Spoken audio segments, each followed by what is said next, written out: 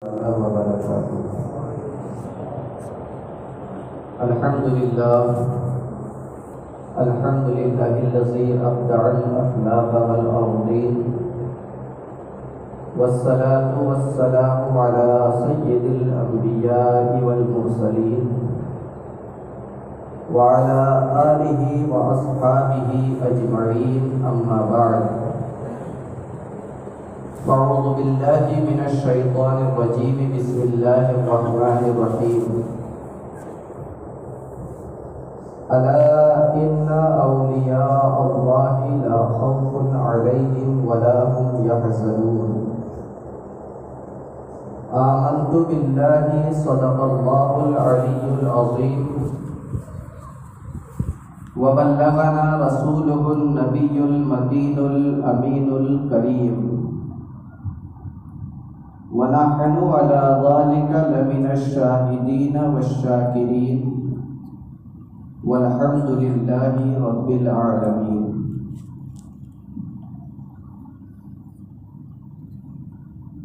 محترم حاضرین، میں نے جس آیت کریمہ کی تلاوت کا شرف حاصل کیا،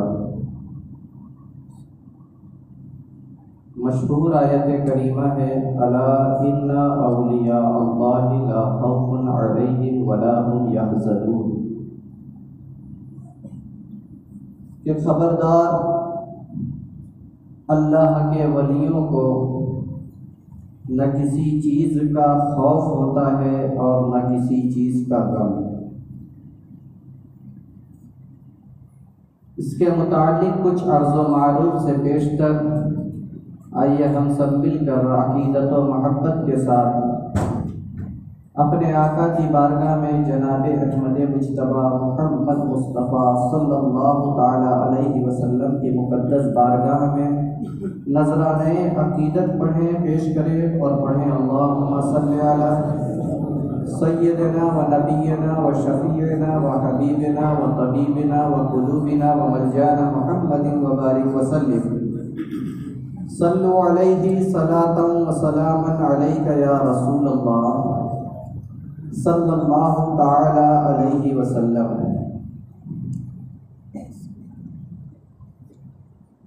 جیسا کہ آپ سبھی حضرات کو معلوم ہے کہ یہ مقدس مہینہ 11ویں شریف کا مہینہ ہے. دل کی گہرائیوں سے آپ سبھی حضرات کو 11ویں شریف مبارک ہو، اور یوم عید جمعۃ المبارکہ بھی مبارک ہو. حضرات،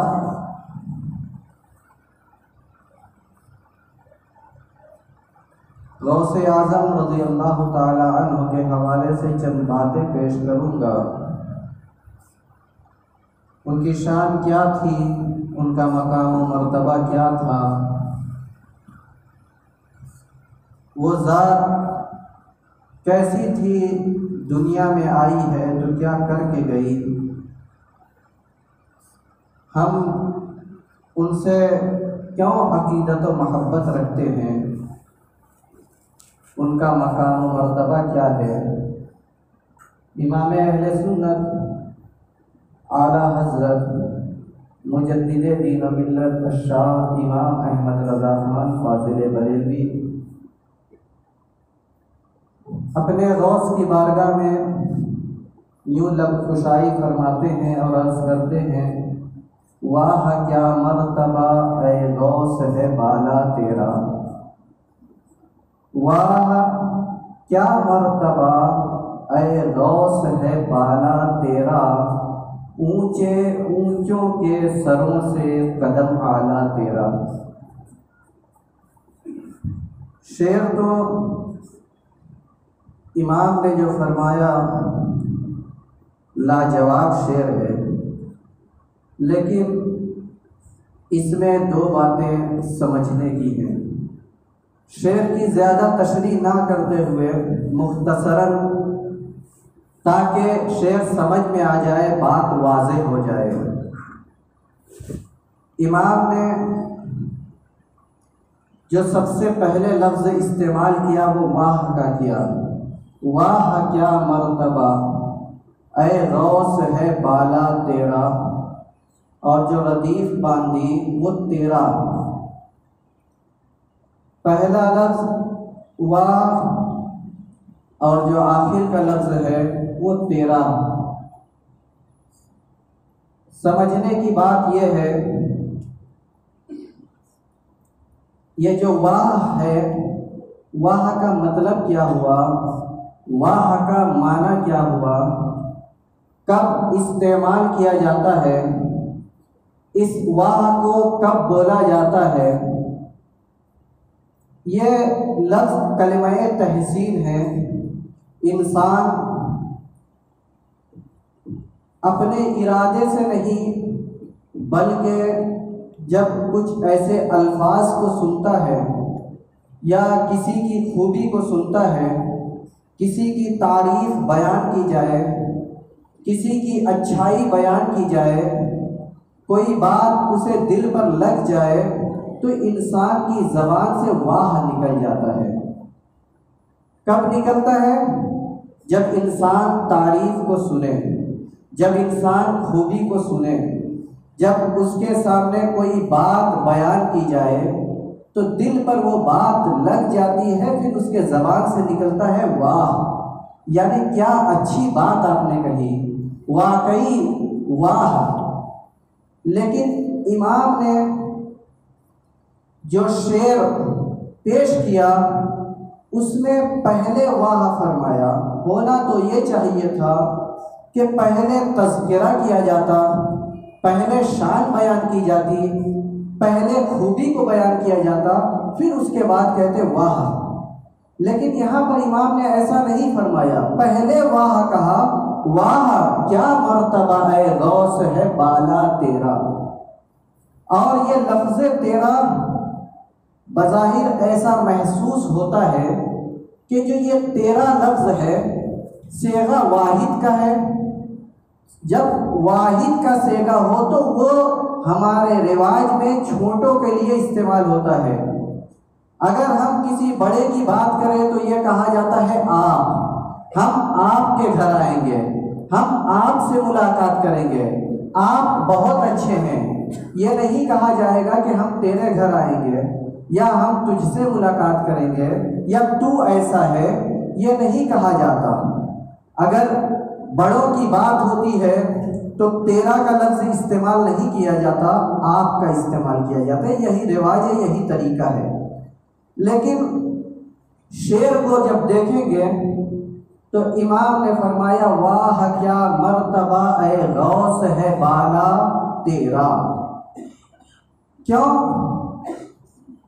تیرا کا لفظ استعمال کیا؟ آپ کا بھی تو کر سکتے تھے، آپ بھی تو استعمال کیا جا سکتا تھا، لیکن تیرا کا لفظ استعمال فرمایا۔ کچھ الفاظ ایسے ہوتے ہیں کہ بظاہر آپ کو اس کا معنی کچھ اور رہتا ہے لیکن مفہوم دوسرا ہو جاتا ہے۔ کچھ الفاظ ایسے ہوتے ہیں کہ دکھنے میں یا پڑھنے میں یا سننے میں کچھ اور محسوس ہوتا ہے لیکن مفہوم دوسرا رہتا ہے۔ جیسے کہ ہمارے یہاں مثال پیش کی جاتی ہے بے تاج بادشاہ۔ اگر کوئی بادشاہ بہت بڑا بادشاہ ہو جائے، بادشاہ کی زینت کیا ہوتی ہے؟ تاج ہوتی ہے، سر کا تاج بادشاہ کی زینت ہوتی ہے۔ اگر بادشاہ کی سر پر تاج ہی نہ ہو تو پھر بادشاہ کے اندر زینت باقی نہیں رہتی۔ اگر اسے بادشاہ بنانا ہوتا ہے تو سر پر تاج رکھا جاتا ہے۔ سر پر تاج جب رکھا جاتا ہے تو اس بادشاہ کی زینت وہ تاج ہو جاتا ہے۔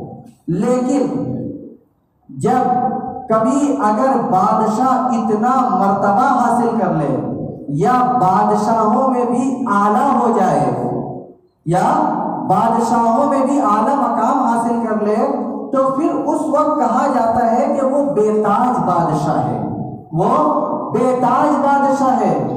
بے تاج بادشاہ کا مطلب کیا اس کے پاس تاج نہیں، بغیر تاج کا بادشاہ ہے؟ نہیں، ایسا نہیں، بلکہ جو بادشاہ تھے ان کے لیے تاج زینت بنا ہوا تھا، لیکن اب اگر یہ اونچے مرتبے پر پہنچ گئے تو اب زینت کی وجہ سے تاج کی وجہ سے انہیں زینت حاصل نہیں ہوئی، بلکہ تاج کو بادشاہ کی بدولت زینت حاصل ہوئی۔ اس کا مطلب یہ ہوا کہ بادشاہ کے بدولت سے، بادشاہ کے صدقے میں تاج کو زینت حاصل ہوئی، اور تاج اپنے اوپر ناز کرتا ہے، فخر کرتا ہے کہ میں اس کے سر پر ہوں۔ اسی طریقے سے جب آدمی کسی سے بہت محبت کرتا ہے تو کہا جاتا ہے اس نے بے لوث محبت کی، بے لوث محبت کی۔ تو کیا مطلب؟ ایسی محبت کی جس میں لوث ہی نہ ہو، جس میں لچک ہی نہ ہو، جس میں پیار ہی نہ ہو؟ نہیں، اس کا مطلب یہ ہے کہ ساری لوث، ساری محبت، سارے پیار کو اس نے پار کر دیا۔ اب محبت اس کے اوپر ناز کرتی ہے کہ میں اس سے جڑی ہوئی ہوں، بے لوث محبت۔ کوئی اگر نوازنے پر آتا ہے تو جب نوازتا ہے، کچھ ایسی ہستیاں ہیں کہ نوازنے پر آتی ہیں تو اتنا نوازتی ہیں، کہا جاتا ہے اس نے بے حساب دیا۔ کوئی ان کے در پہ گیا تو بے حساب دیا۔ کیا مطلب؟ کہ اس کا حساب نہیں ہے، اسے گنا نہیں جا سکتا۔ ارے جتنا بھی دے اس کا کچھ نہ کچھ تو حساب ہوگا۔ 10 روپیہ، 100 روپیہ، 50 لاکھ، کروڑ، جتنا بھی دے کچھ نہ کچھ تو حساب ہوگا۔ لیکن کہا جاتا ہے بے حساب دیا۔ کیا مطلب؟ کہ اب اتنا عطا کر دیا کہ ہم جوڑنے کے لیے نہیں بیٹھیں گے، دل کو خوش کر دیا۔ کچھ لفظ ایسے ہوتے ہیں جس کا معنی تو کچھ اور ہوتا ہے لیکن مفہوم اس کا دوسرا ہوتا ہے، مراد دوسری ہوتی ہے۔ اسی طریقے سے لفظ تیرا یا صیغہ واحد کا استعمال کب کیا جاتا ہے؟ جب تمام عظمت والوں کا تذکرہ ہو، تمام بزرگوں کا تذکرہ ہو، اور سب اس میں عظمت والے ہوں، سب شان والے ہوں۔ اب ان شان والوں میں، ان عظمت اور رفعت والوں میں کسی ایک شخصیت کو اجاگر کرنا ہے، کسی ایک شخصیت کی بڑائی بیان کرنا ہے، تو سب کا تذکرہ جمع کے سیگے سے ہوگا۔ جب اس شخص کی بڑائی جس کی آپ کرنا چاہ رہے ہیں اس کی عظمت بیان کرنا ہے تو اس وقت اس کو صیغہ واحد سے پکارا جائے گا۔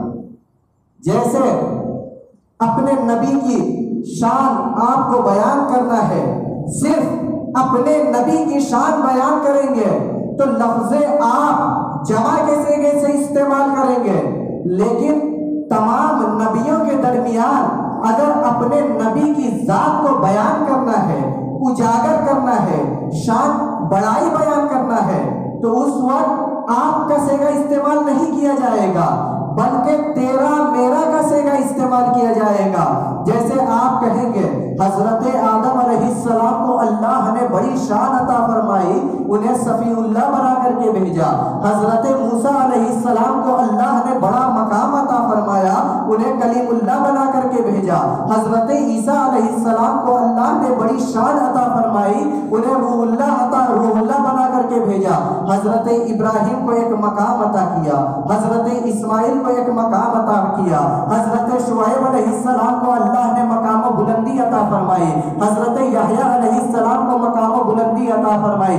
تمام نبیوں کی ذات ایک جگہ مسلم ہے، تمام نبیوں کا مرتبہ ایک جگہ مسلم ہے، لیکن میرا نبی وہ نبی ہے کہ تمام نبیوں کا بھی سردار ہے۔ میرا نبی وہ نبی ہے کہ اللہ نے ان کا بھی سردار بنا کر کے بھیجا، ان کا بھی نبی بنا کر کے بھیجا۔ میرے نبی کی شان یہ ہے کہ تمام نبیوں میں امام الانبیاء بنا کر کے بھیجا اللہ تبارک و تعالیٰ نے۔ تو اس وقت صیغہ واحد کا استعمال کیا جاتا ہے۔ فرماتے ہیں امام، واہ کیا مرتبہ اے غوث ہے بالا تیرا، اونچے اونچوں کے سروں سے قدم اعلیٰ تیرا۔ اور واہ کیوں استعمال فرمایا؟ پہلے تذکرہ ہونا چاہیے، پہلے بات بتائی جائے، پہلے ان کی شان کو بیان کیا جائے، پھر واہ انسان کہتا ہے۔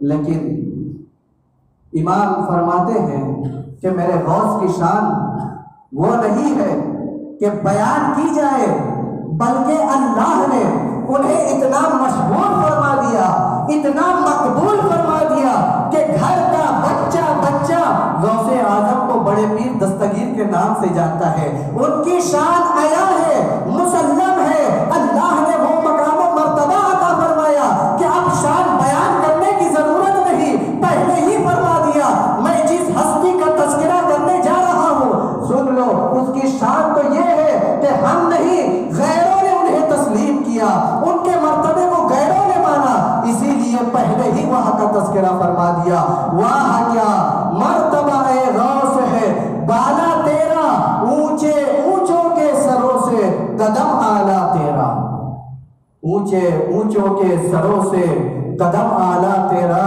اور یہ میرے غوث کے قدم کی شان ہے کہ جس کے کاندھے پر اپنا قدم رکھ دے وہ بندہ ولی ہو جاتا ہے، ولی، اور صرف ولی ہی نہیں قطب اور ابدال بھی ہو جاتا ہے۔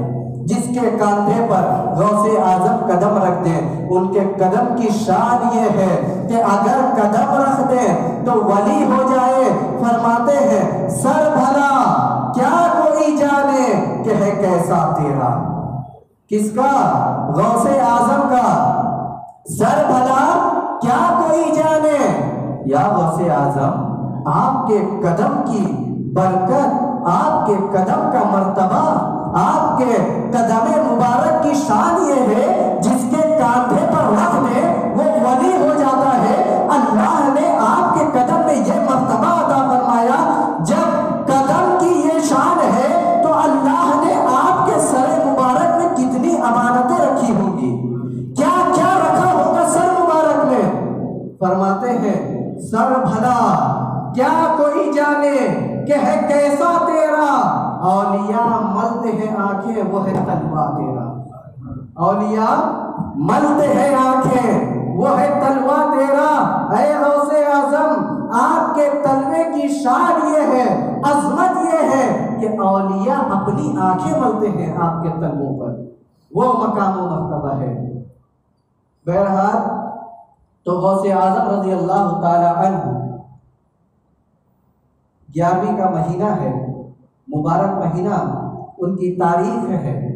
غوث اعظم کی شان 471 ہجری میں وہ پیدا ہوئے اور وہ مادرزاد ولی تھے، ولی ہو کر کے ہی پیدا ہوئے۔ اللہ نے انہیں مادرزاد ولی بنایا اور ولیوں میں بھی اعلیٰ مقام عطا فرمایا۔ غوث اعظم کی کرامت بچپن سے ہی مشہور تھی۔ جب گود میں آئے، بلکہ یوں کہا جائے یہ تو سلسلہ چلتے آ رہا ہے، واقعہ بہت مشہور ہے حضرت عبداللہ صومعی اور حضرت صالح جنگی دوست علیہ الرحمت و رضوان کا۔ انہوں نے سیب کو کھایا، سیب کو کھانے کے بعد پہنچے معذرت کے لیے بارگاہ عبداللہ صومی میں۔ واقعہ تو بہت طویل ہے، مختصراً جب ان کی بارگاہ میں پہنچے کہ مجھے معافی مل جائے، کیوں؟ اتنا خوف، نیک تھے، پرہیزگار تھے، انہوں نے جو کام کیا تھا کوئی حرام اور ناجائز کام نہیں تھا، مباح تھا۔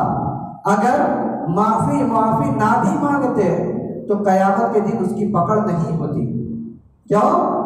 جب آدمی بھوک کی شدت اتنی تڑپ جائے، اتنی لگ جائے کہ اب اسے برداشت نہ ہوتا ہو، جہاں بلند ہونے کا خطرہ ہے تو استعمال کر سکتا ہے کچھ چیز، یہاں تک کہ حرام چیز کو بھی استعمال کرنے کا حکم ہے جب جان جانے کا خطرہ ہو۔ حضرت صالح جنگی دوست علیہ الرحمہ نے سیب کھائی، معذرت کے لیے پہنچے حضرت عبداللہ صومی رضی اللہ تعالیٰ عنہ کی بارگاہ میں۔ انہوں نے کیا کہا تھا کہ کچھ دن باغ کی رکھوالی کرو۔ پھر رکھوالی کرنے کے بعد حکم ہوا کہ اب آپ نے رکھوالی کر لی، معافی ہی چاہتے ہو تو ایک اور شرط ہے، وہ بھی منظور کرنی پڑے گی۔ انہوں نے کہا میری ایک بچی ہے جو آنکھوں سے اندھی ہے، کان سے بہری ہے، ہاتھ سے لنگی ہے، پاؤں سے لنگڑی ہے، آپ کا نکاح اس سے کرنا چاہتا ہوں، اگر آپ معافی چاہتے ہو تو میری اس بیٹی سے نکاح کرو، میں تمہیں معاف کر دوں گا۔ حضرت عبداللہ سومی کے فرمانے کے بعد کچھ دیر حضرت صالح رضی اللہ تعالیٰ عنہ توقف فرمائے، ٹھہر گئے، سوچا کہ اگر میں اس شرط کو منظور نہیں کروں گا تو کل قیامت کے دن اس سے زیادہ پکڑ ہوگی۔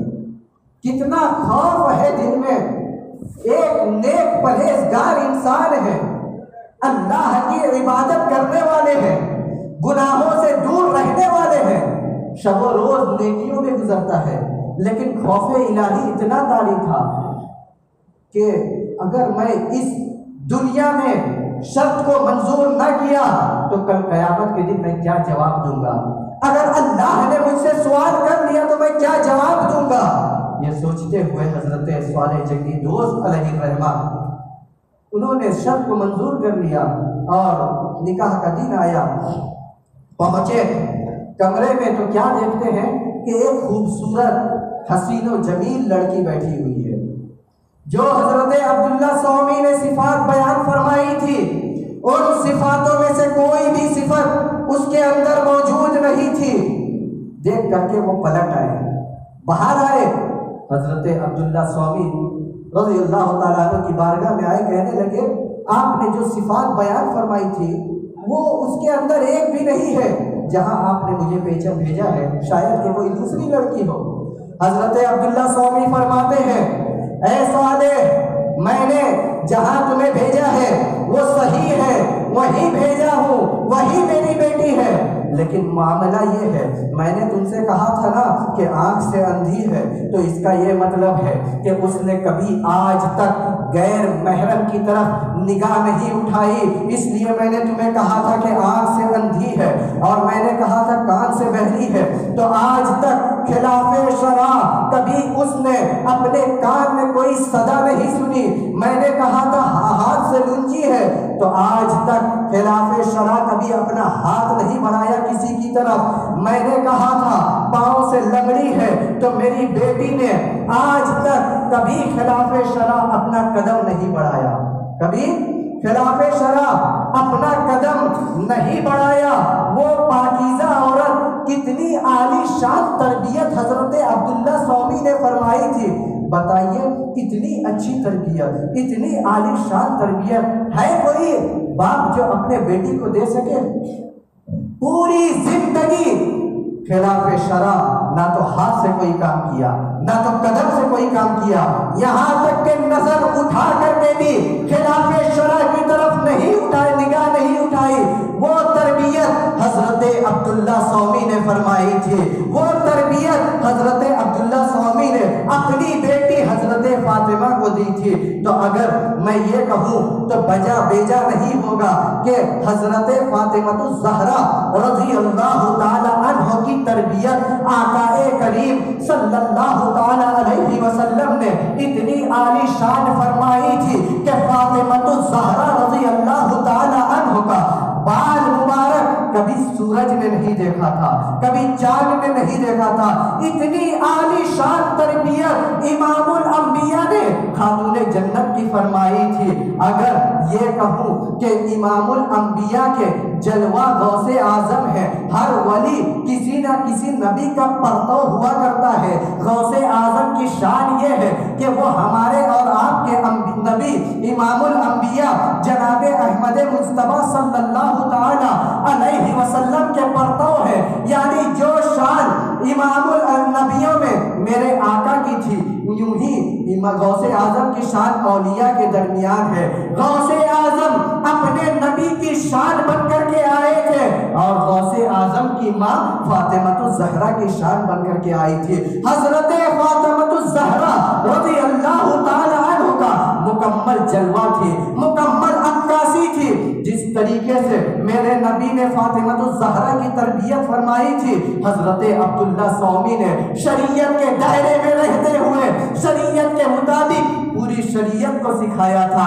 اور فاطمہ الزہرا نے اتنی تربیت پانے کے بعد جب بیٹے کو جنم دیا تو وہ امام حسن اور امام حسین جیسی اولاد پیدا ہوئی، اور اس فاطمہ نے جب جنم عبد القادر غوث اعظم جیسی اولاد پیدا ہوئی۔ یہ شان ہوا کرتی ہے بزرگاؤں کی ماؤں میں کہ وہ جب حمل میں ہوتی ہے تو تلاوت قرآن کیا کرتی ہے، ذکر و اذکار کیا کرتی ہے، تو جب بیٹے پیدا ہوتے ہیں تو وہ فرما بردار بیٹے ہوتے ہیں، ایک اعلیٰ مرتبہ والے بیٹے پیدا ہوتے ہیں۔ حضرت فاطمہ فرماتی ہے ام الخیر کہ جب یہ بیٹا پیدا ہوا تو ماہ رمضان کے چاند میں شک ہو گیا تھا کہ چاند ہوا ہے یا نہیں ہوا ہے۔ اس میں لوگوں کو شک ہوا، لوگوں نے مجھ سے پوچھا کہ اے ام الخیر حضرت فاطمہ آج چاند ہوا ہے یا نہیں، رمضان کا روزہ رکھنا ہے یا نہیں؟ حضرت ام الخیر فرماتی ہے کہ چاند ہو گیا۔ پوچھا گیا کہ کیسے ہوا، کیا آپ بتا سکتی ہیں کہ آپ نے چاند کو دیکھا ہے؟ حضرت ام الخیر فرماتی ہے میں نے چاند کو تو نہیں دیکھا، لیکن میں نے اپنے چاند کو دیکھا ہے، وہ صبح سے دودھ کو نہیں پیا ہے، ماں کی چھاتی میں منہ نہیں لگایا ہے، دودھ کو نہیں پیا ہے۔ ام الخیر فرماتی ہے اس سے معلوم ہو گیا کہ آج چاند ہو گیا، میرا عبد القادر آج روزے سے ہے۔ کب کی یہ شان ہے؟ بچپن کی، ابھی پیدا ہوئے ہیں، گود میں ہے، کرامت ظاہر ہو رہی ہے، بچپن سے غوث اعظم کی کرامت ظاہر ہو رہی ہے۔ اور جب بچپن کا یہ عالم ہے تو ان کی جوانی کا عالم کیا ہوگا، ان کے بزرگی کا عالم کیا ہوگا؟ غوث اعظم کی جب بچپن میں تھے شریعت کے مطابق زندگی گزارے، اور جب بڑے ہوئے تو اتنے اعلیٰ مرتبہ پر فائز ہوئے کہ جسے چاہتے تھے ولایت عطا کرتے تھے، جس کی چاہتے تھے ولایت سب کر لیتے تھے۔ وہ میرے غوث کی شان تھی۔ ایک چور غوث اعظم کی بارگاہ میں حاضر ہوا اور چرانے کے لیے پہنچا، ان کے گھر میں بیٹھا رہا کونے میں۔ رات میں حضرت خضر علیہ السلام حاضر ہوئے، کہا کہ اے عبد القادر فلاں علاقے کا ابدال انتقال کر گیا ہے، وہاں ابدال کی ضرورت ہے۔ حضرت عبد القادر شیخ فرماتے ہیں کہ اچھا ٹھیک ہے، ابدال کا انتقال ہو گیا ہے تو صبح میں انتظام کر دیا جائے گا۔ حضرت خضر فرماتے ہیں کہ اے عبد القادر آپ صبح کی بات کر رہے ہیں، اگر رات میں معاملہ درہم برہم ہو گیا، الٹا پلٹا ہو گیا تو اس کا ذمہ دار کون ہوگا؟ کون اس کا ذمہ دار ہوگا؟ شیخ عبد القادر جیلانی فرماتے ہیں اے خضر علیہ الصلاۃ والتسلیم کیا آپ کو ابھی ابدال کی ضرورت ہے؟ ہاں ابھی ابدال کی ضرورت ہے۔ فرماتے ہیں جاؤ کونے میں ابدال بیٹھا ہوا ہے، اسے لے کر کے چلے جاؤ۔ حضرت خضر علیہ السلام پہنچتے ہیں کونے میں، ایک گھر کی دیوار کے پاس پہنچتے ہیں تو وہ چور بیٹھا ہوا تھا کبا چرانے کے لیے آیا تھا، لیکن غوث اعظم نے فرمایا کہ ابدال ہے لے جاؤ۔ حضرت خضر علیہ السلام اس سے کہتے ہیں اے ابدال چلو تمہیں فلاں علاقے کا ابدال بنا دیا گیا ہے۔ وہ چور کہنے لگا اے حضرت میں کوئی ابدال نہیں ہوں، بلکہ میں تو چوری کرنے کے لیے آیا تھا، حضرت خضر فرماتے ہیں اے فلاں شخص یقیناً تو چوری کرنے کے لیے آیا ہوگا، جب اس وقت تک تو چور رہا ہوگا، لیکن اب غوث اعظم کی زبان مبارک سے نکل گیا ہے کہ تو ابدال ہے، اب تو ابدال ہو گیا، اب چور نہیں رہا، اب تو ابدال ہو گیا، تجھے فلاں علاقے کا ابدال متعین کیا جاتا ہے، تو وہاں کی حکومت سنبھال۔ اسی لیے فرمایا گیا شکر کے جوش میں جو ہے وہ تجھے کیا جانے، خضر کے ہوش سے پوچھے کوئی رتبہ تیرا، وہاں کیا مرتبہ ہے غوث ہے بالا تیرا، اونچے اونچوں کے سروں سے قدم آلا تیرا۔ یعنی جو جوش میں شکر ولایت کا ایک مقام ہے، آدمی کا ہوش اڑ جاتا ہے، آدمی ہوش میں نہیں رہتا، یا اسی طریقے سے ولایت میں جو شکر میں پہنچ جاتے ہیں، جو اس مقام پر پہنچ جاتے ہیں تو پھر انہیں دنیا سے مطلب نہیں رہتا، اللہ کی عبادت میں اتنا ماہر ہو جاتے ہیں کہ آپ ان سے سوال کچھ کریں گے وہ آپ کو جواب کچھ اور دیں گے، انسان دور بھاگ جاتا ہے، وہ شکر کا مقام ہوتا ہے۔ امام فرماتے ہیں شکر کے جوش میں جو ہے وہ تجھے کیا جانے، خضر کے ہوش سے پوچھے کوئی رتبہ تیرا۔ اے عبد القادر جیلانی آپ کا رتبہ جاننا ہے تو حضرت خضر علیہ السلام سے پوچھو، وہ بتائیں گے کہ آپ کی شان کیا ہے، آپ کا مرتبہ کیا ہے، آپ کا مقام کیا ہے۔ خضر کے ہوش سے پوچھے کوئی رتبہ تیرا۔ غوث اعظم کی شان وہ شان ہے کہ جس کے اوپر انہوں نے اپنا قدم رکھا وہ ولی ہو گیا۔ اور صرف یہ نہیں کہ اپنے زمانے تک وہ ولیوں کے سردار رہے، فرماتے ہیں جو ولی قبل تھے یا بعد ہوئے یا ہوں گے، جو غوث اعظم کے زمانے کے پہلے بزرگ گزرے ہیں، ان پر بھی میرے غوث اعظم کا قدم مبارک ہے۔ جو ان کے زمانے میں ہیں ان پر بھی میرے غوث اعظم کا قدم مبارک ہے۔ جو ان کے بعد ہوں گے ان پر بھی میرے غوث اعظم کا قدم مبارک ہے۔ جو ولی قبل تھے، بعد ہوئے یا ہوں گے، سب ادب دل میں رکھتے ہیں میرے آقا تیرا، سب ادب رکھتے ہیں دل میں میرے آقا تیرا۔ یا غوث اعظم، آپ کی شان وہ ہے کہ آپ کے مرتبے کو سبوں نے تسلیم کیا، اور اتنا تسلیم کیا، اتنا مانا کہ صرف اپنے کاندھے پر ہی نہیں، بزرگوں نے تو ادب کی بھی حد کر دی، اور جن بزرگوں نے جتنا ادب کیا، جتنا احترام کیا، اللہ نے اتنا ہی مرتبہ انہیں عطا فرمایا، اتنا ہی بلند فرمایا۔ غوث اعظم رضی اللہ تعالیٰ عنہ نے جب فرمایا تھا قدمی ہذہ علی رقبۃ کل ولی اللہ، کہ میرا یہ قدم تمام اولیاء کرام کی گردنوں پر ہے، تو سبوں نے جھکا لیا تھا اپنی گردن کو، اپنے سروں کو جھکایا۔ تاریخ گواہ ہے، کتابوں میں آیا ہے کہ بعض بزرگان دین نے اتنا اپنے سروں کو جھکا دیا کہ ان کا سر مبارک زمین سے ٹچ ہونے لگا تھا۔ انہی میں ایک ذات خواجہ خواجگاہ، خواجہ ہندوستہ، ہند الولی، عطائے رسول، خواجہ معین الدین چشتی حسن سنجری رضی اللہ تعالیٰ عنہ کی ذات مبارکہ ہے۔ جب انہوں نے غوث اعظم کے اس جملے کو سماعت فرمایا تھا، قدمی ہذہ علی رقبۃ کل ولی اللہ، میرا یہ قدم تمام اولیاء کرام کی گردنوں پر ہے، تو خواجہ غریب نواز فرمانے لگے، دور سے فرماتے ہیں آواز کو سن کر کے، اے عبد القادر، آپ کا یہ قدم صرف معین الدین حسن سنجری کے گردن پر ہی نہیں بلکہ ان کے آنکھوں پر بھی ہے، ان کے سروں پر بھی ہے، اور اتنا جھک گئے کہ ان کا سر مبارک زمین سے مس ہونے لگا تھا۔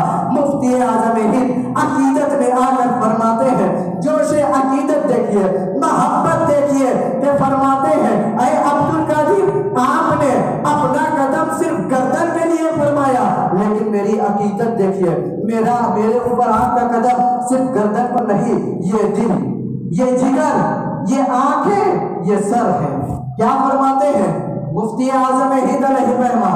یہ دل، یہ جگر، یہ آنکھیں، یہ سر ہے، جہاں چاہو رکھو قدم غوث اعظم، جہاں چاہو رکھو قدم غوث اعظم۔ جتنے اولیاء کرام میں جتنے مرتبے پر پہنچے اتنی ہی زیادہ عقیدت فرماتے ہیں، اتنی ہی زیادہ اپنے غوث سے عقیدت فرماتے ہیں۔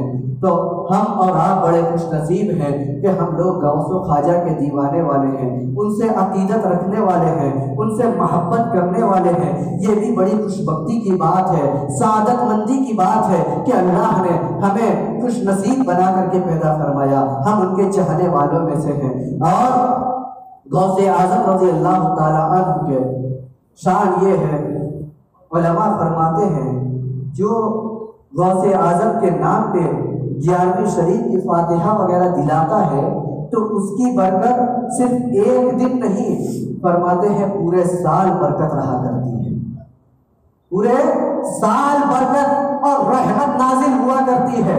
یہ میرے غوث کی برکت ہے، یہ میرے غوث اعظم کی رحمت ہے کہ ہم غلاموں کو یہ شرف عطا فرمایا کہ ہم ان کی نیاز دلاتے ہیں، ہم ان کی فاتحہ دلاتے ہیں۔ اسی کے ساتھ ساتھ آپ جس مسجد میں ہیں یہ بھی مسجد غوث اعظم انہی بزرگ کی طرف منسوب ہے، یہ مسجد بھی اسی بزرگ کی طرف منسوب ہے، مسجد غوث اعظم۔ جس طریقے سے ہم اپنے گھر میں فاتحہ وغیرہ دلا کر پورے گھر میں برکت حاصل کرتے ہیں، اس دن، آج کے دن خصوصیت کے ساتھ کچھ بھی جو بھی آپ کے استطاعت کے مطابق ہو اس مسجد میں تعاون کیجئے، اللہ تبارک و تعالیٰ اس دن کی برکت سے پورے سال آپ کے روزی میں برکت عطا فرمائے گا، پورے سال برکت عطا فرمائے گا۔ اور چونکہ یہ مسجد غوث اعظم بھی انہی کی طرف منسوب ہے تو اور زیادہ برکت حاصل ہو جائے گی۔